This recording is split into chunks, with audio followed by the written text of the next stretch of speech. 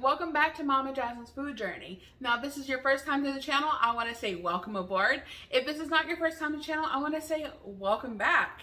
Now, as you notice, your girl's got herself a new apron. We gotta show our support and love for this channel. So to show your love and support for the channel, make sure you hit like and subscribe down below so you can see more content as soon as I upload.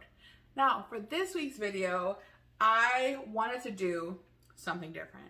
So, as you know, going through quarantining, this pandemic, stay at home, we've been baking a lot, right? Like a lot more than usual.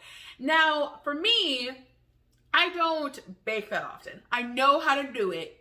I don't do it. Like, if I'm like, yeah, I'm gonna get a can of cinnamon rolls, I'm gonna go get a can of cinnamon rolls. But I realized that's so much more money than being worth it. So today, I made my own cinnamon rolls. That's right, your girl baked some cinnamon rolls. Now for this video, it's gonna be start to finish, the process, yeast preparation, also some helpful hints for what to do and what not to do. And if you're like me, I like to be shown, not just told, so you're gonna watch some screw-ups in this video. I said it, I definitely screwed up. But it's gonna benefit us all. So let's go ahead and get started on the video.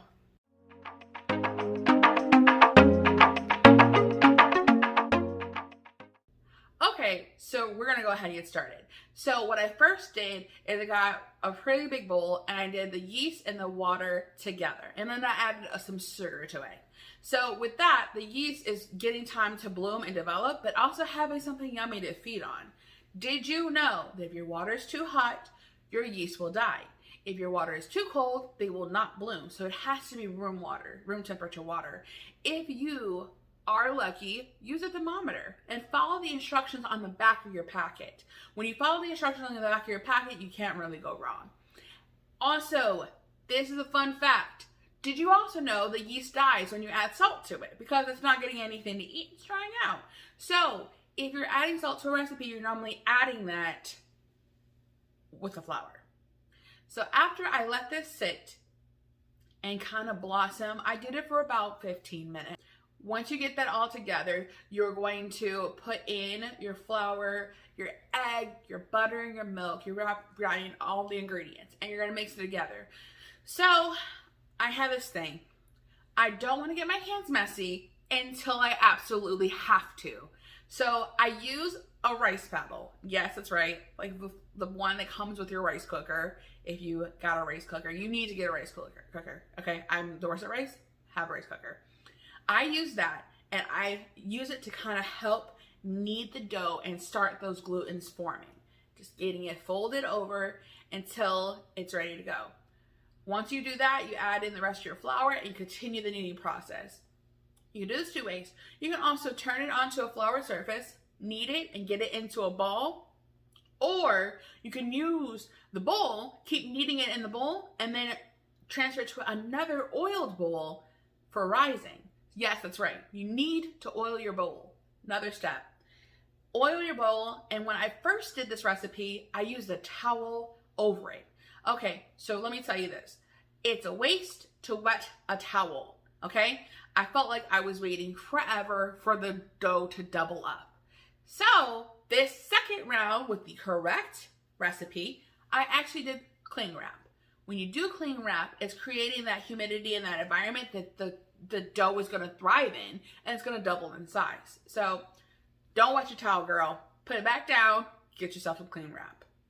Or if you have reusable bowl wrap, please use that. If you're saving the environment, don't let my video stop you, okay? Do you, boo? Do you? Now after that, once you get the dough doubled in size, you're gonna put it onto a floured surface and you're gonna roll it out. So while you're rolling it out, you can roll it to about, I'm gonna say about a fourth to an eighth of an inch thick. You're gonna also make sure you use your hands and kind of shift the dough together to form a rectangle. From that rectangle, you're gonna brush on melted butter onto the dough. Now I'm about to show you how I messed up the first batch. And again, this is just for educational purposes. And trust me, honey, we still ate those rolls too. When you do your rolls, do not pack on a ton of cinnamon sugar. Do cinnamon if you want, just cinnamon, or do a light bit of sugar with the cinnamon. Sugar draws out moisture. So when baking the rolls, they came out to me really crummy. They didn't hold great integrity as far as normal flakiness from a cinnamon roll. And then also within a day or two, they were rock hard. They were like, you had to microwave them. That shouldn't be happening. Instead, sprinkle just the cinnamon. Light sugar. I did just cinnamon because the frosting that I made, honey, you don't need no other sugar. Once you do that, you're gonna go ahead and roll your dough nicely. Be patient with yourself. Don't go super fast. You're gonna get these huge gaps and weird flaps like shown here. Yeah, you don't want that. They don't look cute on a dinner plate, okay? Dinner, breakfast plate. What you're gonna do instead is you're gonna slowly roll and maneuver. And if you need to, squish a little bit, almost like a sushi roll. Like just easy. And then what I did when I finished, got to the end, I folded the dough over instead of tucking it. And then I rolled it again to put the seam down below. The first time I used a pizza roller to cut the dough and mistakes were made. I can tell that when I cut the dough, it didn't have the integrity that I'm normally used to with a cinnamon roll being just perfect cylinder shapes. So I used dental floss. You cut cakes with dental floss, why not dough? So using that and kind of wiggling it underneath and then bringing it up was amazing. I brought it up, I crossed it over itself and then slid it to pierce the dough to get it cut. It worked like a charm. Like, I loved it. Definitely, it was amazing. After that, I brushed oil on the bottom of the baking dish and then put them in. When you do that, you cover that with plastic wrap again. And remember, use the same plastic wrap that you used earlier, or the same reusable plastic that you used, or reusable wrap that you used earlier. Put that to the side and let that sit for another hour, 15 minutes to double up. And you're gonna notice that it expanded the dough incredibly nicely. So make sure that when you're putting the rolls in the pan, you spread them out a little bit. They need time to grow and breathe, baby. That's needed. Once they're done, you're gonna put them in the oven, put them in for 350 for 20 to 25 minutes. I did mine for 20 minutes. I set my timer for 20. I know me. I know how I am. I might be in the middle of something. I might be forgetful. But when I do, I set my timer a little under, so when it's beeping at me, the food's not burning. Like, genius, blue. I realized you had to have a kind of life hack. Set your timer a little early, but then still honor the original cook time, of course. After you pull them out, let them cool. Just for a little bit, like about 5 to 10 minutes. In the meantime, make your icing. This icing is incredibly quick. You're gonna take a little bit of the butter. You can use the butter that you use for the melted butter, some softened butter.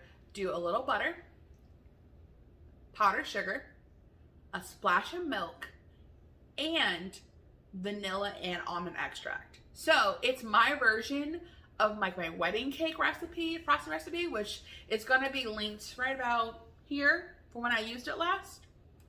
Well, on camera last, right there. You're gonna do that and it's gonna make the most amazing icing. Inexpensive, you already have the other ingredients. So while it's still warm, not hot, but nice and warm, spoon the frosting on each one of the rolls. And you're gonna let that melt completely over it. It makes it nice and gooey. And this is why I said you don't need as much sugar in the dough itself.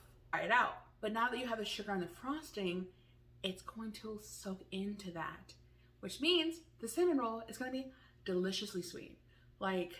So I do it that way. And then I go back and put more frosting, the other half of the frosting on top, once that's cooled over a little bit. So then you still have that nice thick layer of goodness, like in your mouth, like fantastic. So I want to tell you this. What I've learned so far during this quarantine period is that it's so easy to cook stuff at home. We lack the time for it or the patience for it. But not to worry. This is why this channel is here. This channel is here for a few reasons. One, I love food. I love reviewing food. I love making food. I love making food easy. I believe that everyone can have good food without the complications. So making my favorite recipes easy and sometimes lazy girl way is my way. So I want to say thank you for joining us. I'll see you in the next video and stay tuned for more of this action. Bye.